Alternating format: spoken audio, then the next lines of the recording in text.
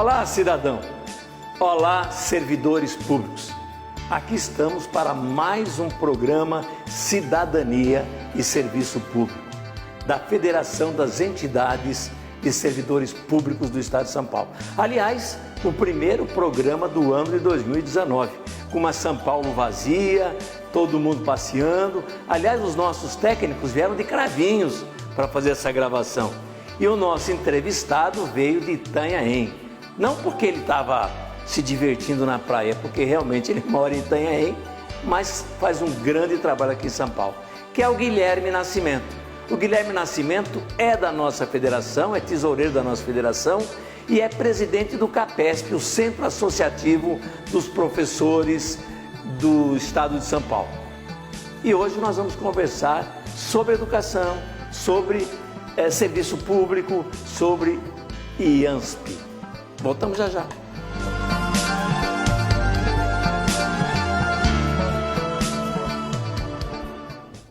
Estamos de volta com o programa Cidadania e Serviço Público, da Federação das Entidades de Serviço Público do Estado de São Paulo, FESPESP.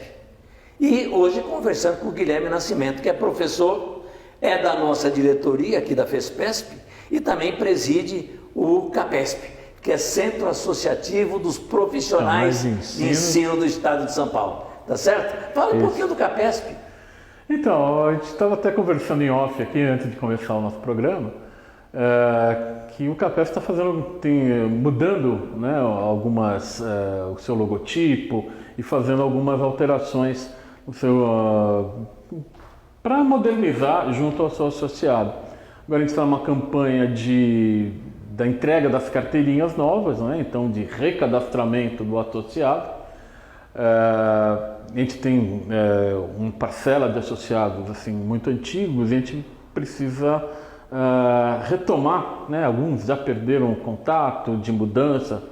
Então a gente está numa campanha de recadastramento do associado do CAPESP, com uma carteirinha nova, um visual novo, um logo novo, e aproximando mais a entidade do seu associado, principalmente em termos da luta pelo IANSP, né, por um atendimento médico mais digno, né?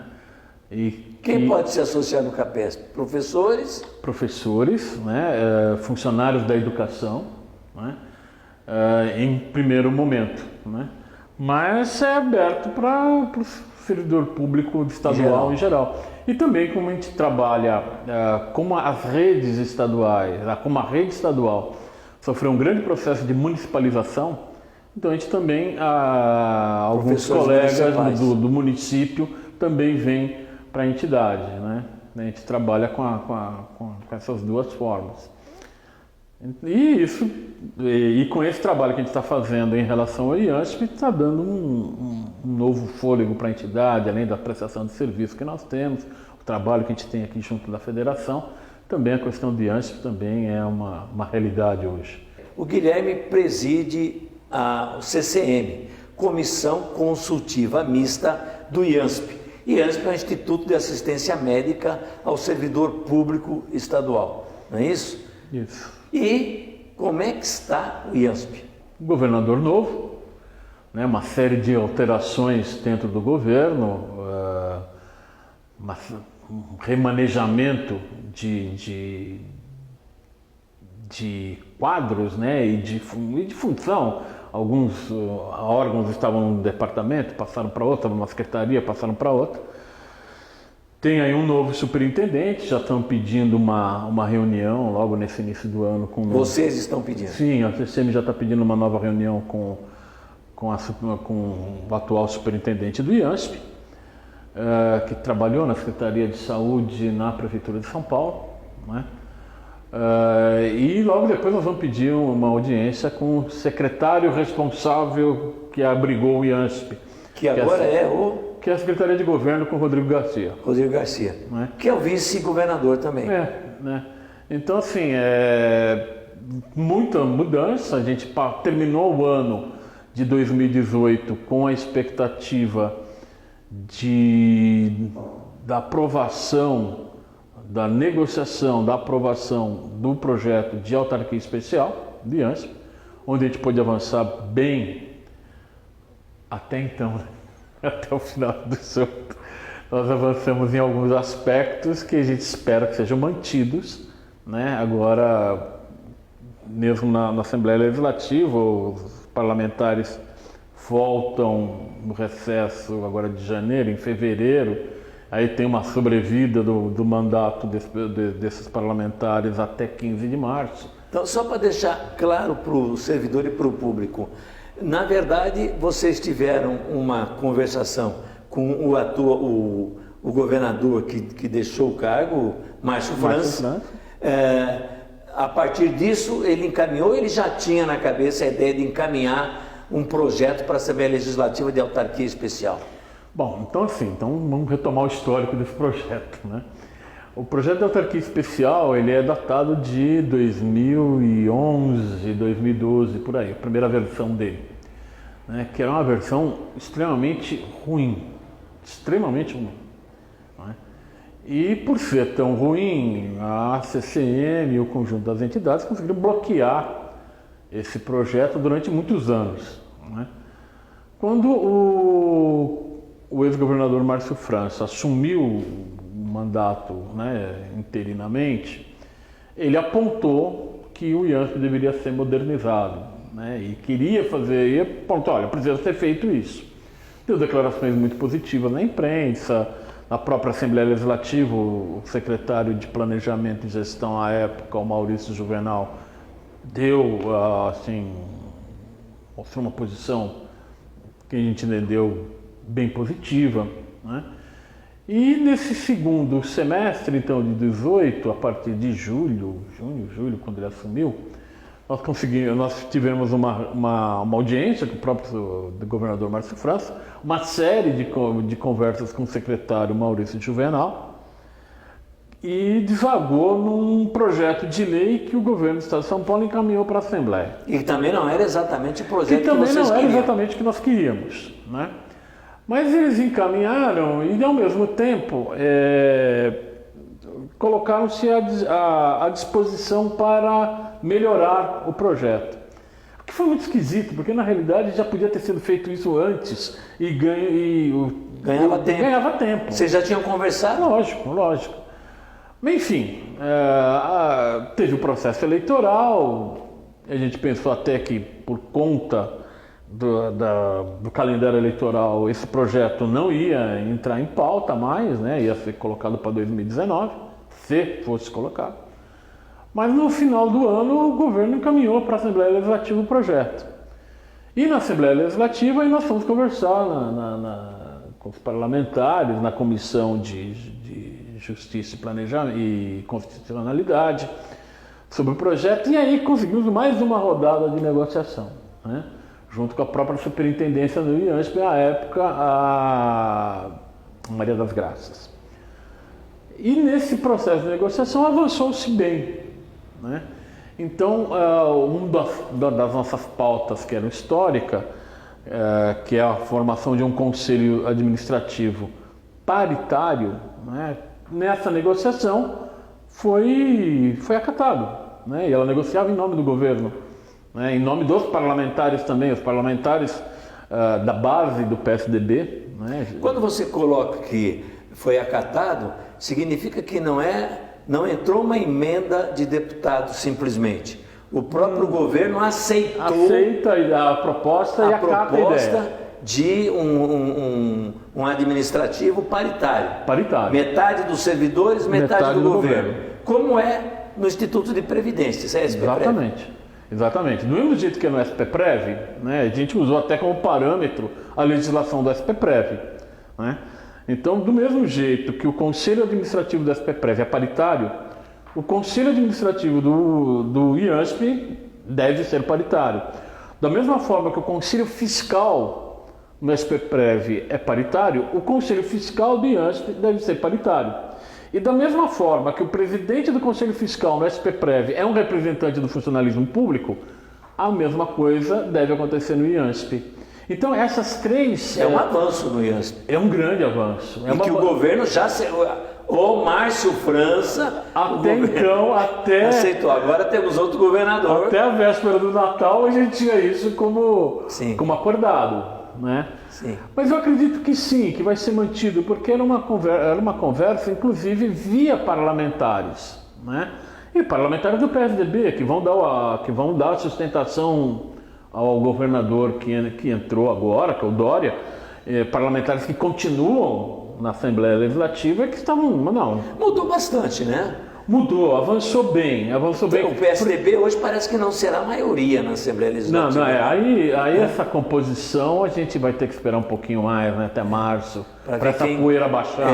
Quem vai estar na base do governo, quem não vai estar. Quem vai ser o presidente da casa.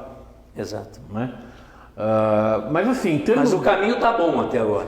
Até agora, nesse aspecto caminhou bem, né? Outros aspectos não. Por exemplo? Por exemplo, a questão da contrapartida patronal, né? Porque a contrapartida patronal não há um avanço em termos numéricos, né? Ou em porcentagem de aplicação.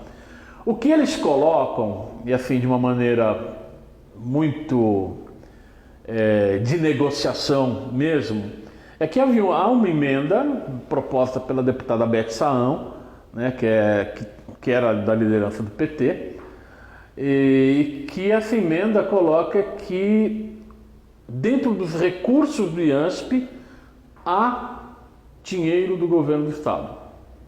Então eles aceitam essa proposta, essa emenda. O que pra gente, assim, olha, é melhor ter isso do que não ter nada.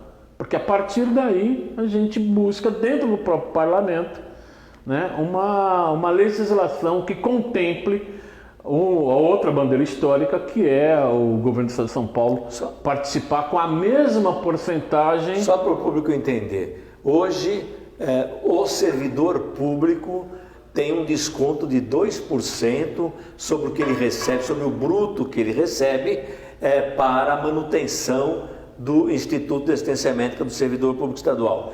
E o que a CCM batalha sempre é que o governo também ponha a contrapartida dele, outros 2% no mínimo. O que a gente coloca é uma contrapartida patronal, porque a gente não pode... existe uma tentativa em alguns setores de tentar desfazer essa proposta, dizendo como se fosse uma benesse do governo, né? Esses 2%, essa contrapartida de 2%. A gente entende que não é benesse nenhuma, né? Que é uma obrigação de quem é patrão, né? Em diversas... Não é favor. Não é favor, não é a benesse, não é um privilégio, né? Na iniciativa privada existem diversos casos onde o patronato banca a assistência médica. Acho que até por lei, né? Ou 50% ou 100%. Exatamente, Né? Exatamente. O próprio governo do estado, em algumas fundações, banca 100%. Então, se a fundação banca 100%, por que não pode bancar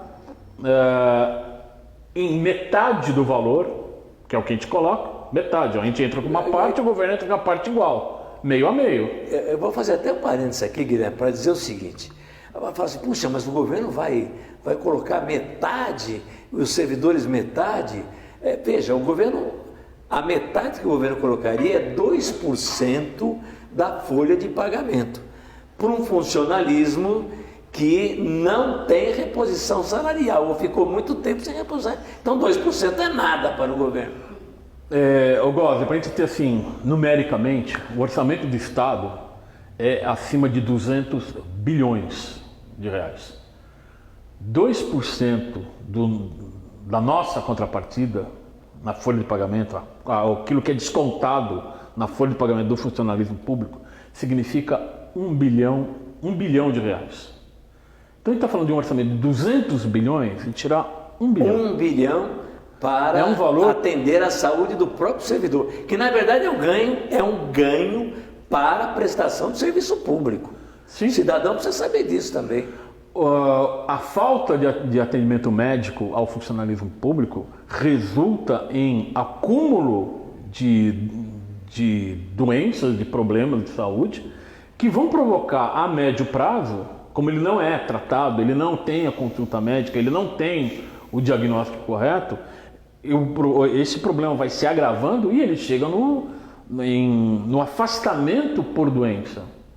Então aquilo que você poderia resolver num atendimento médico preventivo, você deixa aquilo acumular e o servidor público fica doente.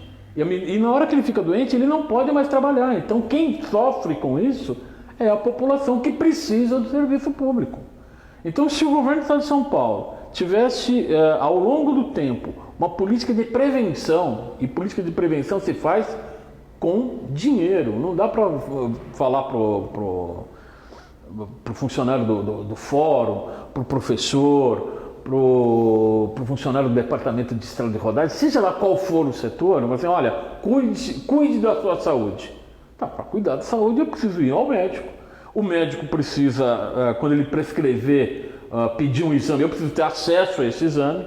Esse acesso ao exame ele não pode ser demorado, ele não pode acontecer depois de 6 meses, depois de 7 meses, 8 meses, 1 ano. Então essas coisas precisam acontecer. Você está tocando nisso e é a grande reclamação, né? Lógico. O que se ouve é o seguinte: se o sujeito está internado no hospital do servidor público, a coisa até acontece de uma forma melhor, é isso? Mas nem tanto, né? Mas ele o tem que duro... conseguir passar pelo pronto-socorro. Então o duro é ele ter o atendimento médico, especialmente de exames, né? Eu recebi uma reclamação do lado, acho que de Americana, o servidor público, e fala assim: olha, eu estou com um problema coronário, coração, e eu não consigo marcar exame. Eles jogam para mais 3 meses, mais 6 meses, e eu não tenho atendimento médico, mas eu contribuo com aquilo que a lei determina que eu contribua. Para você ter uma ideia agora, por exemplo, Americana, a gente tem um pessoal daquela região que está numa luta para ter um atendimento médico hospitalar, porque não tem. Veja bem, porque quando a gente fala em ANSP, nós estamos falando no estado de São Paulo inteiro. Sim. Não é capital, estado de São Paulo inteiro, né, Guilherme? Pra você ter uma ideia, a região que eu moro, que é no litoral, né, nós ficamos cerca de 25 anos sem um hospital para atendimento, para uma emergência. Ficamos 25 anos. Nós ficamos desde o final da década de 80 até mais de 25 anos, quase 30 anos sem atendimento médico hospitalar. Quase que um tempo de aposentadoria. Uma geração de funcionários públicos ficou na Baixada Santista sem atendimento médico. Mas contribuindo. Lógico, contribuindo. Não é? Até porque sai da... Não adianta dizer que não quer contribuir, sai da folha de pagamento. Sim. E hoje nós temos, graças ao trabalho que foi feito ali na região, nós conseguimos ter o atendimento médico hospitalar, que ainda não é o que nós realmente precisamos, né? Ainda temos para conquistar, por exemplo, a questão de maternidade. Então,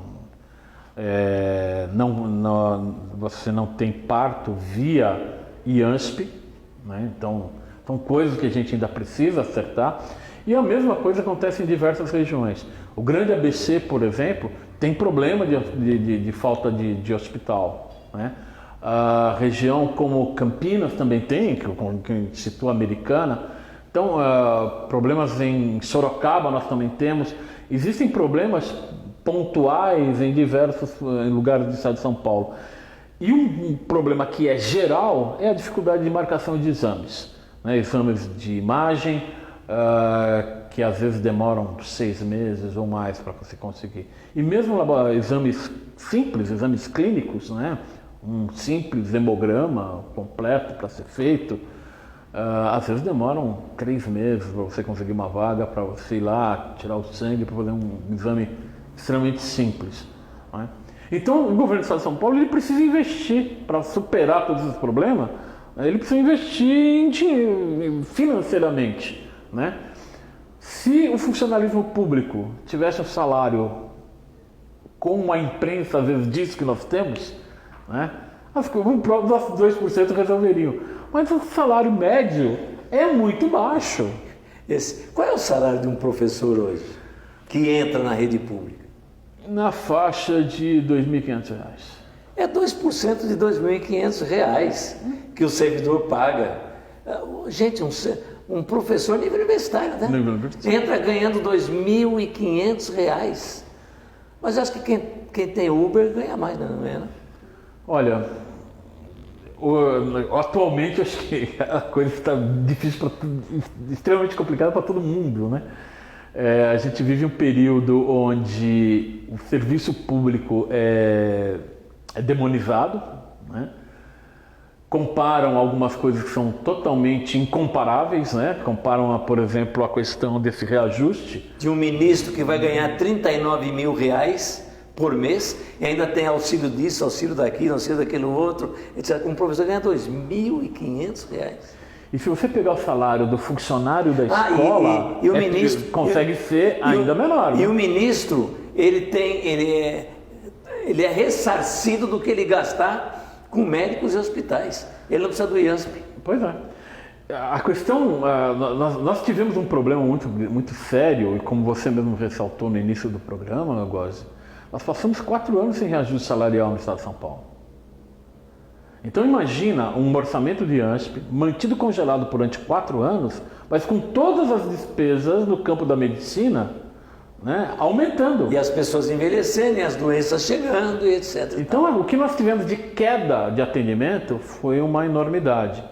E aí tem um ponto que é importante agora a gente lembrar também o seguinte, que a CCM ela ficou nos últimos 2 anos trabalhando muito a questão do orçamento do IANSP. E nós conseguimos para o orçamento para 2019 um ganho real. Nós passamos de um orçamento de 1 bilhão e 200, que foi o orçamento para 2018, nós passamos do orçamento previsto para 2019 de 1 bilhão 460 milhões, algo desse tipo. Então nós tivemos um acréscimo.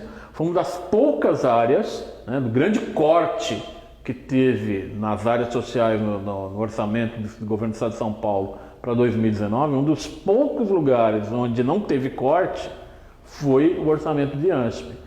E eu acho que foi parte por conta do trabalho que nós fizemos durante esses 2 anos dentro da Assembleia Legislativa, de denúncia constante desse corte, né, e que provoca um acúmulo de reclamações que afeta a própria administração pública. Um grande trabalho da CCM, com certeza. Guilherme, nós vamos fazer um pequeno intervalo e vamos voltar já com reflexões.